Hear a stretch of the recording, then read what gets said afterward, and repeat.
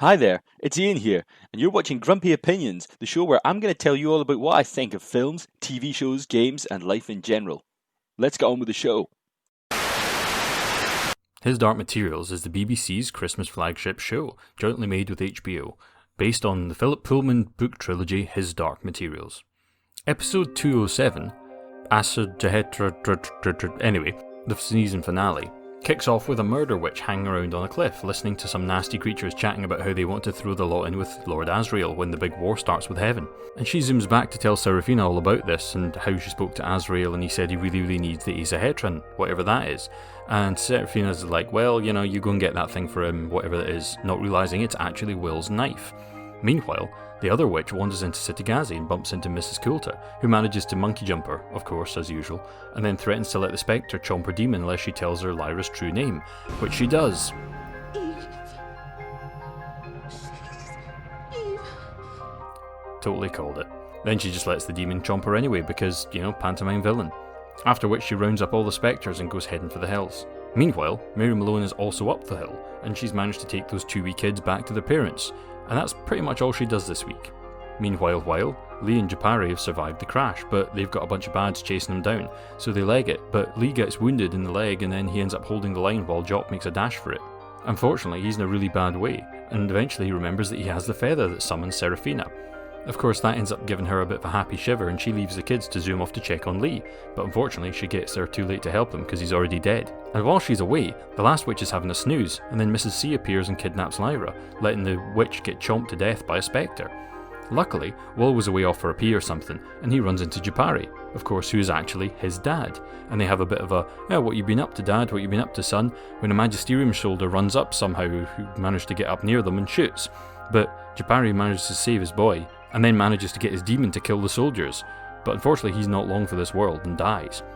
And that leaves absolutely everybody in the story in dire straits. Serafina's failed completely, the other witches are all zombies or dead, Japari's dead, Lee's dead, Lyra's kidnapped, and Will, well, he's all alone in the middle of Sitigazi land, with only a knife and his dad's dressing gown for comfort.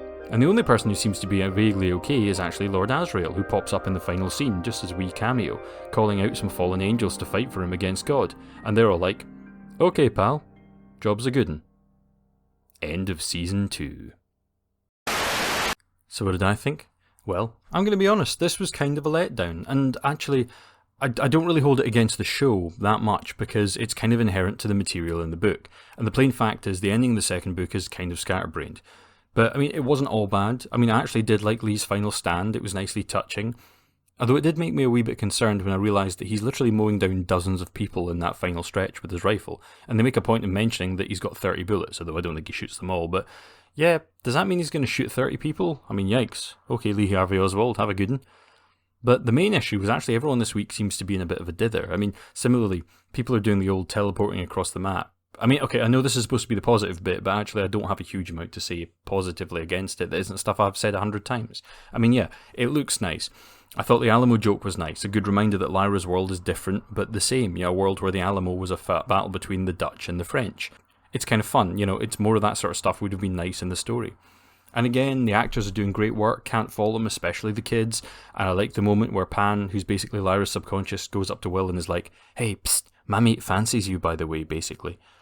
And I'm also glad that they got James McAvoy back for that obligatory 2-minute cameo in front of a green screen.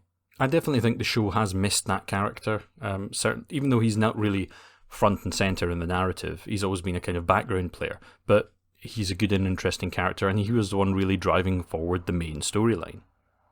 But, as I was saying, this episode was a dither, and I had everybody wandering around up and down this hill, and it seemed to take completely different amounts of time for people to get up and down it depending on what was convenient to the story.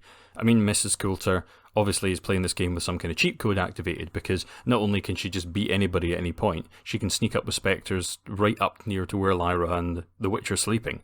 And at the same time, Will is maybe he's only meant to be about 20 feet away down a path, but nobody notices. But conveniently also, he manages to get cornered by a guy who'd had to have either passed Lyra or Mrs. Coulter or the witches or someone. Where did he come from? He was miles away. All the troops were miles away. And then Will's literally standing at a dead end at the edge of a cliff with a 2-mile drop. What's happening? It doesn't actually make any sense, this. None of this actually makes logical sense.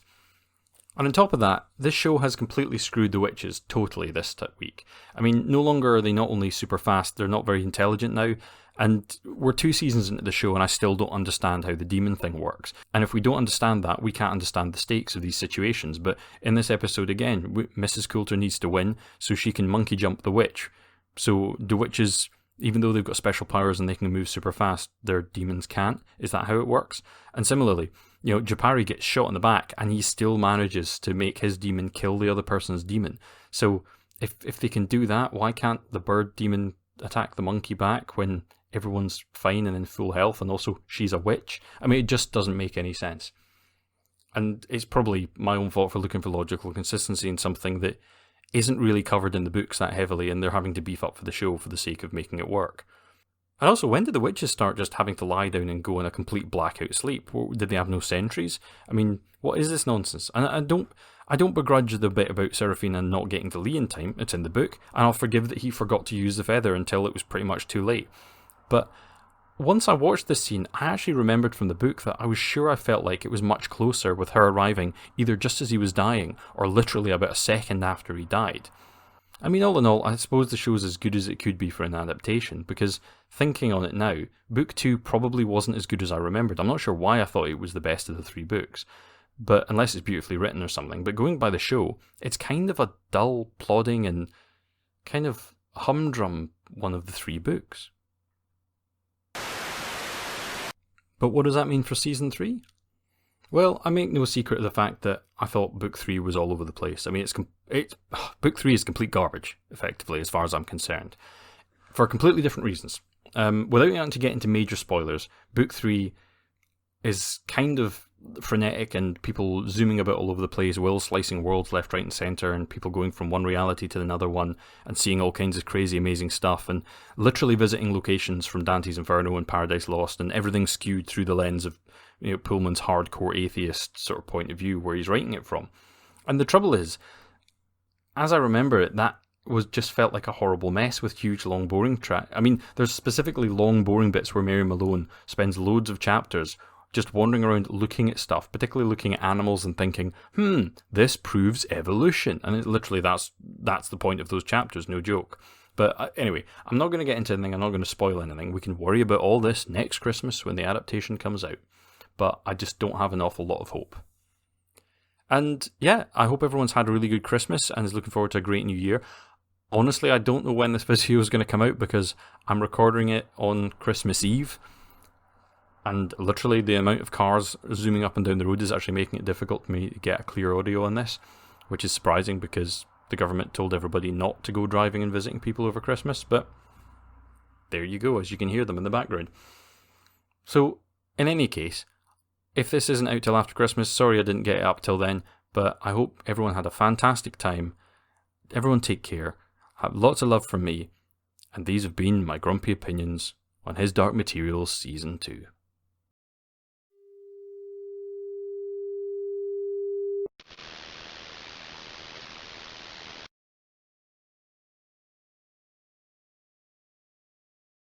And a special thanks to everybody listening, and especially my patrons, and most especially to Michelle Forbes and Judith Coloma, my top tier patrons. Thank you everybody. Everybody stay safe. Cheerio.